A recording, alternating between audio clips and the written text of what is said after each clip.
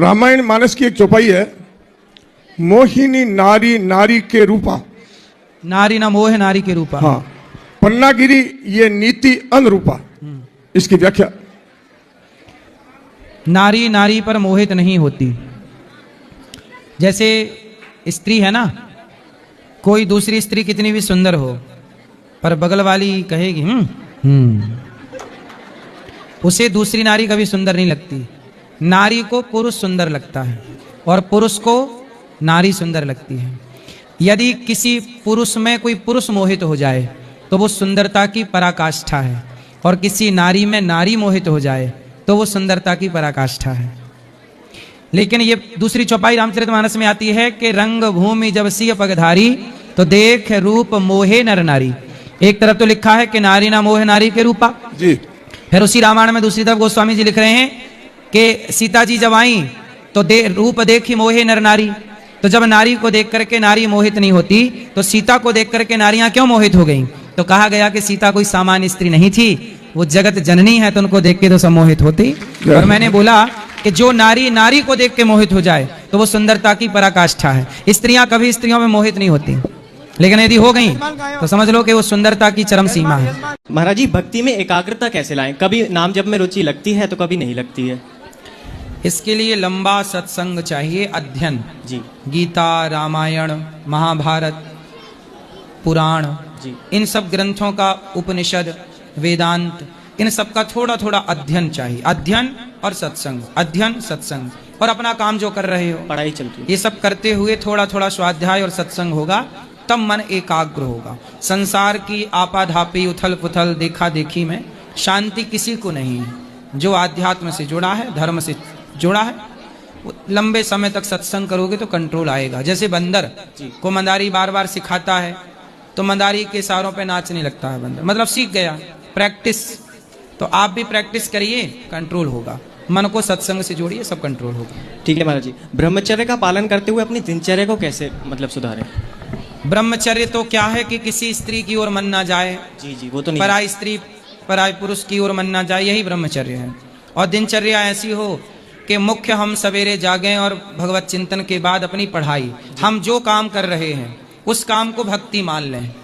पढ़ाई कर रहे हैं तो पढ़ाई को भक्ति, बिजनेस कर रहे हैं तो बिजनेस को भक्ति, और वो काम करते हुए, पढ़ाई करते हुए, बिजनेस करते हुए ईश्वर का चिंतन बना रहे और अपना काम ईमानदारी से हो, यही भक्ति है। ठीक है महाराज जी, एक फिर ये भी भाव आता है कि वृंदावन जैसा भाव घर पर क्यों नहीं आता? यहाँ का माहौल तो है ही ना भक्ति वाला। घुटनों में यदि किसी को, माता बहन को, भाई को दिक्कत आ गई और डॉक्टर ने कह दिया कि घुटना आप ऑपरेशन कराओ, चेंज कराओ, तो क्या उसका इलाज है कि बिना ऑपरेशन के घुटना ठीक हो जाए? हम लोग ऐसा बहुत कुछ है जो अपने घर पे ही कर सकते हैं जिससे ये नौबत ही नहीं आती। क्या?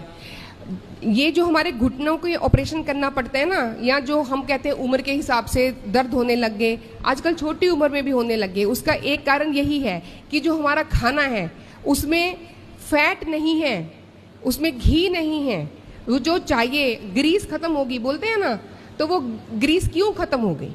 तो उसके लिए तेल लगाना है और घी खाना है, ये दो काम करने हैं।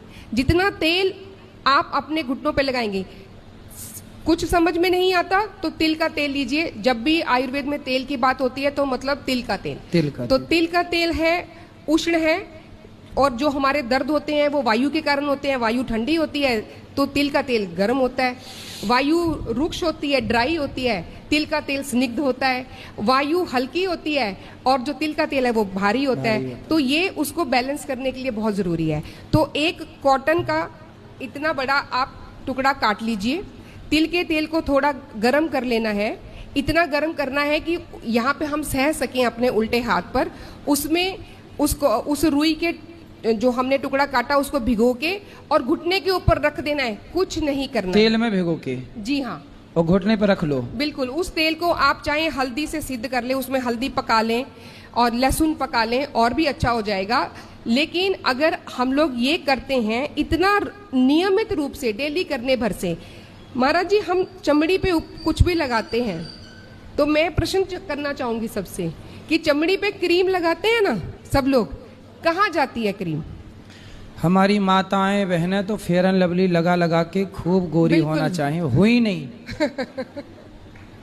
तो लेकिन वो क्रीम कहाँ गई? वो क्रीम सीधा हमारे खून में गई, सीधा हमारे सेल्स में गई। उसमें कितने केमिकल्स रहते हैं, लेकिन जब हम तेल लगाते हैं वो भी सीधा तुरंत हमारे अंदर जाता है, अब्जॉर्ब होता है और वो हमें ठीक करता है, वो हमें ठीक करता है। सही है। तो मैया समझ गई, घुटनों का दर्द लिए घूमने से बेहतर है तिल का तेल। तिल के लड्डू इसलिए संक्रांति में खाती थी तुम्हारी दादी अम्मा। कितनी वैज्ञानिक थे पहले के लोग, खाने पीने का भी कितना विज्ञान था। आजकल के लोग बिल्कुल विज्ञानहीन हो गए। खाने पीने का विज्ञान देखिए कि हमारे यहाँ तिल के लड्डू बना के खाते थे। तिल कितना, कहते हैं तिल जो हड्डियों की कमजोरी है वो दूर करता है तिल, क्योंकि कैल्शियम भरपूर। यदि सबसे ज्यादा कैल्शियम कहीं पाया जाता है तो तिल में पाया जाता है। बिल्कुल। तो तिल का तेल यूज करना चाहिए। तिल के तेल से मालिश, हम तो कहते हैं हफ्ते में एक दिन सास अपने बहू की मालिश करे तिल के तेल से, और बहू अपने सास की मालिश करे, तो रिश्ते भी बढ़िया रहेंगे, हड्डियां भी बढ़िया रहेंगी। क्यों, बात सही है कि नहीं? तो सास बहू एक दूसरे की मालिश करें तिल के तेल से और खुश रहें। महाराज मक्खन लगाने जैसा हो जाएगा ये तो फिर एक दूसरे को। खुश रहेंगी मस्त। तो तिल का तेल बेस्ट है मसाज के लिए, मालिश के लिए, ठीक है।